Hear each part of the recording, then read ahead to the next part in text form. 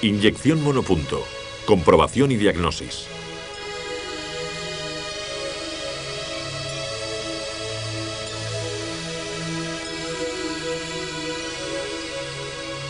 El estudio que hemos realizado sobre los sistemas de inyección monopunto nos ha permitido adquirir los conocimientos necesarios para conocer el funcionamiento tanto del equipo como de cada uno de sus componentes. La perfecta comprensión de la parte teórica es fundamental para poder realizar, desde el punto de vista práctico, las comprobaciones necesarias, así como la forma de localizar las averías que en este tipo de sistemas pueden aparecer.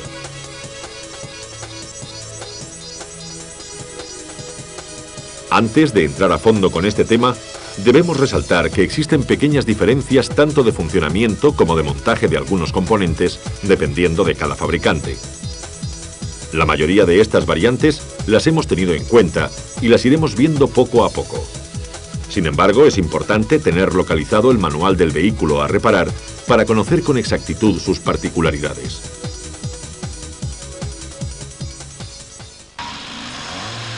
Las comprobaciones que se deben realizar en un motor con irregularidades de funcionamiento dependen en cada caso concreto de los síntomas que presente. En lo que respecta al sistema de inyección, siempre estarán referidas bien al circuito hidráulico o al circuito eléctrico-electrónico, sin olvidarnos de las entradas de aire incontroladas que se pueden producir en el circuito neumático.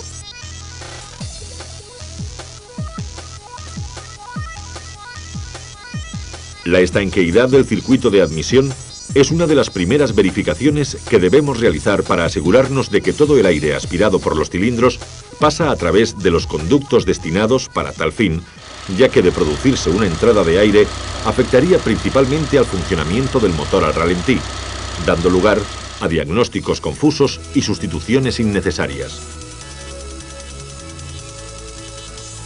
En el circuito hidráulico, las comprobaciones que se deben realizar son presión de alimentación y control del caudal de la bomba.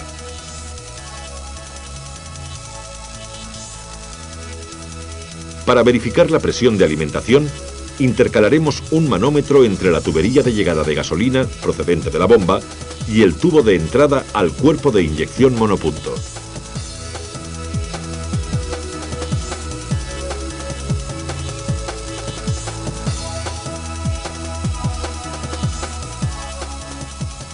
Desconectamos el relé de la bomba y en su soporte realizamos un puente entre las conexiones 30 y 87. De esta forma, la bomba funcionará sin necesidad de arrancar el motor. El valor de presión indicado por el manómetro debe estar comprendido entre 0,8 y 1,2 bares.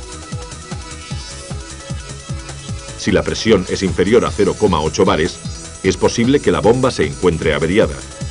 Para asegurarnos, pinzaremos durante unos segundos el tubo de retorno. La presión debe subir hasta aproximadamente 3 bares. En caso contrario, comprobaremos la tensión de alimentación de la bomba y si esta es correcta, deberemos sustituirla. Si al pinzar el tubo de retorno la presión sube a 3 bares, es evidente que la bomba se encuentra en perfectas condiciones de funcionamiento y quien impide que la presión en el circuito sea la correcta es el propio regulador de presión, el cual deberemos sustituir. Es importante resaltar que los elementos que componen el regulador de presión y la parte superior del cuerpo de inyección monopunto están calibrados entre sí. Por lo tanto, mientras algunos fabricantes permiten la sustitución de la membrana y el muelle, otros aconsejan la sustitución de la parte superior completa. La avería que estamos analizando es en el supuesto de que la presión no llegue al valor mínimo. Sin embargo, también puede ocurrir el caso contrario, es decir, que el manómetro indique una presión que esté por encima del valor máximo. En este caso, igualmente deberemos sustituir el regulador de presión, no sin antes asegurarnos de que la tubería de retorno no se encuentra pisada, ya que si esto ocurre, indudablemente provocará un aumento de presión que el regulador no puede asumir. Aprovechando la conexión del manómetro, también comprobaremos la presión de retención. Esta debe ser de 0,5 bares al menos durante 10 minutos después de haber parado la bomba. Si observamos que la aguja del manómetro desciende rápidamente, deberemos asegurarnos que los conductos y tuberías son completamente estancos. Si la fuga se produce por el regulador, al pinzar el retorno, observaremos cómo la aguja del manómetro mantiene la presión.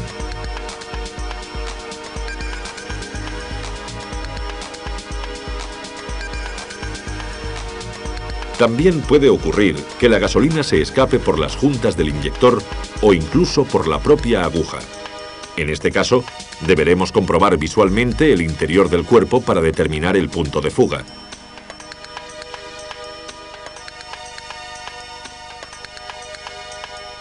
La siguiente comprobación que vamos a realizar es la del caudal de gasolina. Por lo tanto, en el mismo cuerpo de inyección, desconectaremos el retorno y colocaremos un tubo que desemboque en una probeta graduada. Hacemos funcionar la bomba durante 1 minuto y tomamos lectura de la cantidad de gasolina acumulada en la probeta. Esta debe ser de aproximadamente 800 mililitros.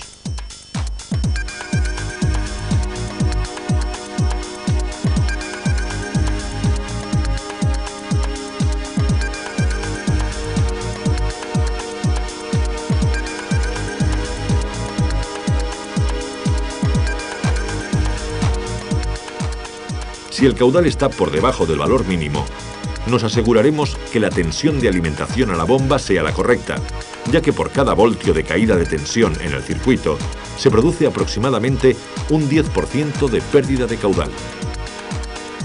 Nos aseguraremos también que el filtro de gasolina se encuentre en perfectas condiciones y si esto es correcto, sustituiremos la bomba. En el apartado correspondiente al circuito hidráulico, también vamos a introducir las comprobaciones que debemos realizar en el inyector, ya que de su correcta actuación depende en gran medida un óptimo funcionamiento del motor. Estas comprobaciones son la pulverización y la estanqueidad. Como ya sabemos, el inyector se encarga de dosificar y pulverizar la gasolina necesaria para formar una mezcla combustible.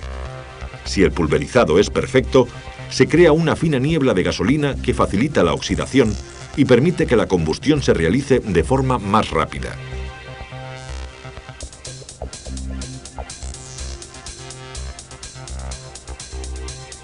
Para efectuar esta comprobación, deberemos poner el motor en marcha y observar la salida del combustible desde el inyector hasta la mariposa de gases, debiendo producirse un cono uniforme. Existen algunos modelos en los que la forma de pulverización es en cierto modo diferente, debido a que la salida de gasolina se realiza a través de 6 taladros inclinados. En cualquier caso, siempre debe existir una pulverización uniforme y exenta de gotas.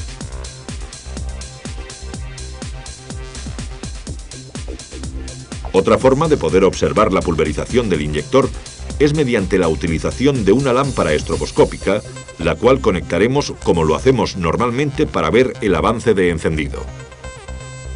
Dirigimos el haz de luz hacia el inyector y al coincidir el destello de luz con la apertura del inyector, observaremos la atomización de la gasolina.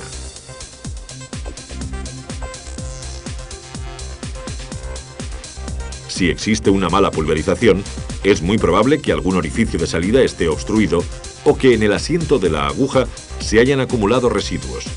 En este caso, también puede ocurrir que el inyector tenga fugas de gasolina, por lo que deberemos limpiarlo y repetir la comprobación. Si finalmente no se consigue una buena pulverización, deberemos sustituirlo.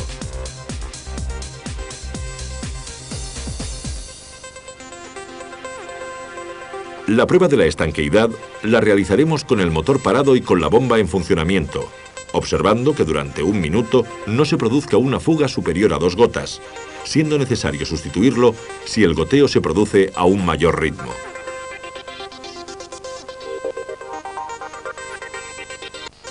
El apartado de comprobaciones del circuito eléctrico-electrónico es el más amplio y entretenido, debido a que abarca desde la unidad de control hasta los sensores, y actuadores, pasando por la propia instalación eléctrica. Empezaremos este capítulo describiendo las comprobaciones que debemos realizar en un vehículo cuyo motor se niega a arrancar. Evidentemente, cuando se nos plantean este tipo de averías, lo primero que hacemos es asegurarnos que el sistema de encendido funciona correctamente. A continuación, deberemos comprobar si la unidad de control envía los impulsos negativos al inyector para que pueda realizar su apertura. Averiguar si esto efectivamente se produce es relativamente fácil en este sistema de inyección, puesto que no tendremos más que echar un vistazo por la parte superior del cuerpo de inyección para observar si se produce la salida de gasolina.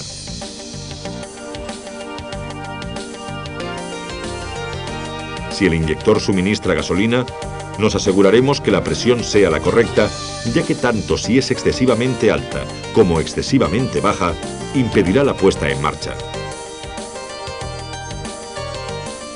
A continuación, con la ayuda de un osciloscopio, comprobaremos el tiempo de inyección, que puede ser demasiado corto debido a una avería en la propia unidad de control, siendo en este caso necesaria su sustitución.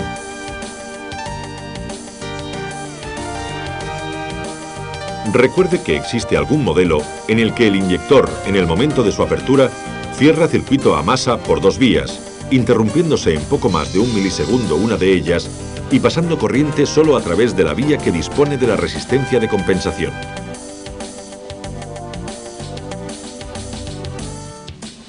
Si el sistema que estamos verificando coincide con este modelo, antes de sustituir la unidad de control, deberemos realizar las comprobaciones que a continuación vamos a detallar. En primer lugar, nos aseguraremos que la instalación desde el inyector hasta la vía 11 de la unidad de control no está cortada, por lo que deberemos conectar un voltímetro entre esta vía y masa. Accionamos el contacto y tomamos lectura de la tensión, que en este caso debe ser igual que la de batería. Si no existe tensión, deberemos localizar si la interrupción se encuentra en la resistencia o en el cable, ya que con esta avería observaremos que existe salida de gasolina por el inyector, pero durante un tiempo tan reducido que la mezcla es excesivamente pobre.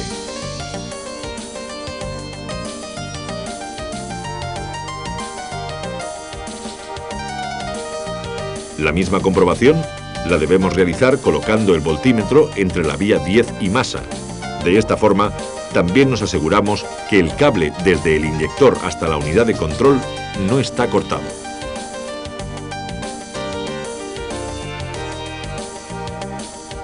Las posibilidades de que el tiempo de inyección sea muy largo son pocas, debido a que esta avería suele ser provocada generalmente por el sensor de temperatura. Sin embargo, prácticamente la totalidad de las unidades de control montadas en estos sistemas de inyección incorporan una fase de emergencia, por medio de la cual se establece una estrategia que permite la puesta en marcha del motor.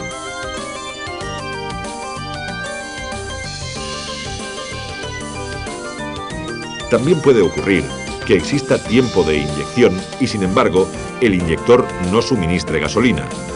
En este caso, mediremos la resistencia de su bobinado, que suele ser de 1,2 a 3 ohmios, ya que posiblemente esté cortado, debiendo necesariamente sustituir el inyector.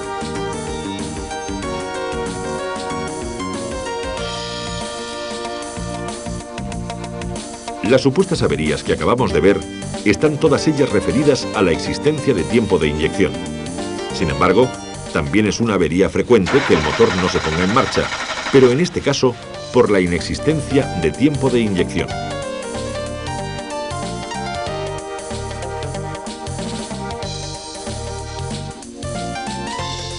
La forma ideal de averiguar si la unidad de control excita al inyector es, como hemos visto, valiéndonos de un osciloscopio, ya que además de ver si existe el impulso, podemos simultáneamente conocer un dato tan importante como es su duración o tiempo de inyección. Sin embargo, si no disponemos de este preciso aparato de medición, podemos utilizar un diodo LED, el cual nos ayudará a efectuar rápidas verificaciones.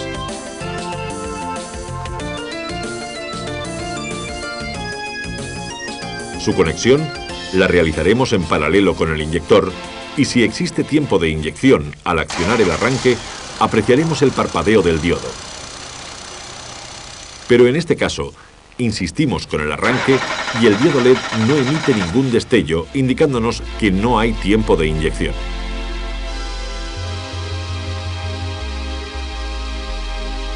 En un principio podríamos pensar que la avería es producida bien por falta de alimentación eléctrica a la unidad de control o por falta de señal de revoluciones. Sin embargo, estas dos posibilidades debemos descartarlas, puesto que previamente nos hemos asegurado de que el sistema de encendido funciona correctamente y en el caso de fallo de una de ellas no habría encendido.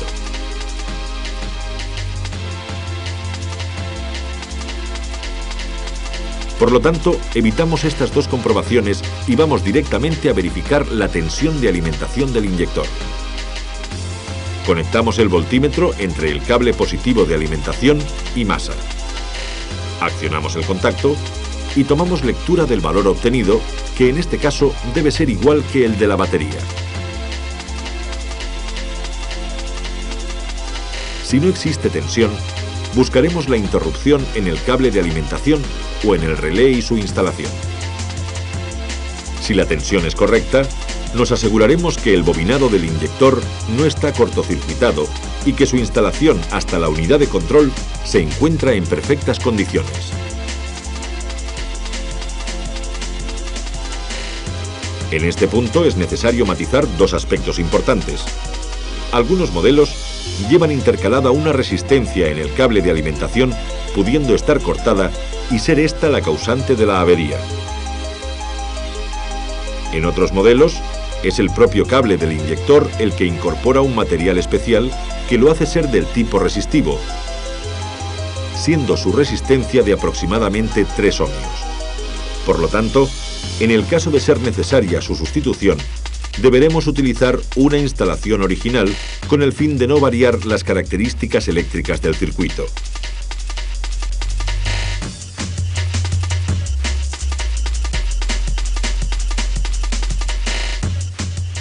Una vez asegurados que la tensión de alimentación, la resistencia y los cables positivo y negativo del inyector están en perfecto estado de funcionamiento, podremos pensar que la avería se encuentra en la unidad de control, la cual deberemos sustituir.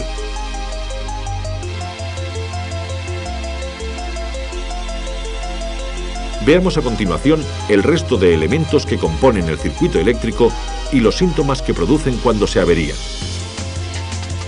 Empezaremos por el relé de la bomba de gasolina, el cual, como ya sabemos, es activado por la propia unidad de control.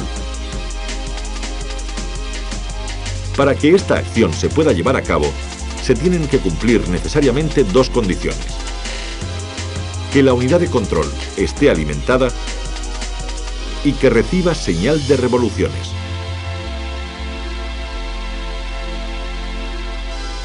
Si al accionar el arranque observamos que la bomba no funciona, nos aseguraremos en primer lugar que estas dos condiciones se cumplan, es decir, alimentación por las vías 18, 19, 20, 21 y 22 y señal de revoluciones por las vías 1 y 2.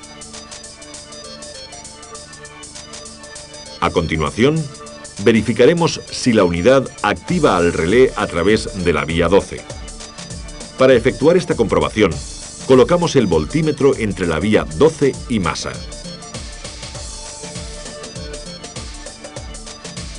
Al accionar el contacto, observaremos que la tensión se va prácticamente a cero durante 2 o 3 segundos, el tiempo que dura la temporización, y a continuación sube a 12 voltios. A partir del momento que accionamos el arranque, la tensión debe caer nuevamente a 0 voltios, manteniéndose en ese valor mientras el motor esté bajo arranque o en marcha.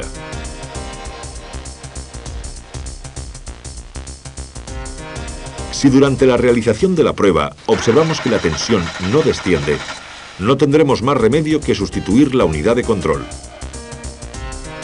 Si por el contrario la prueba es correcta, tendremos que verificar el relé y su instalación para determinar quién es el causante de la avería.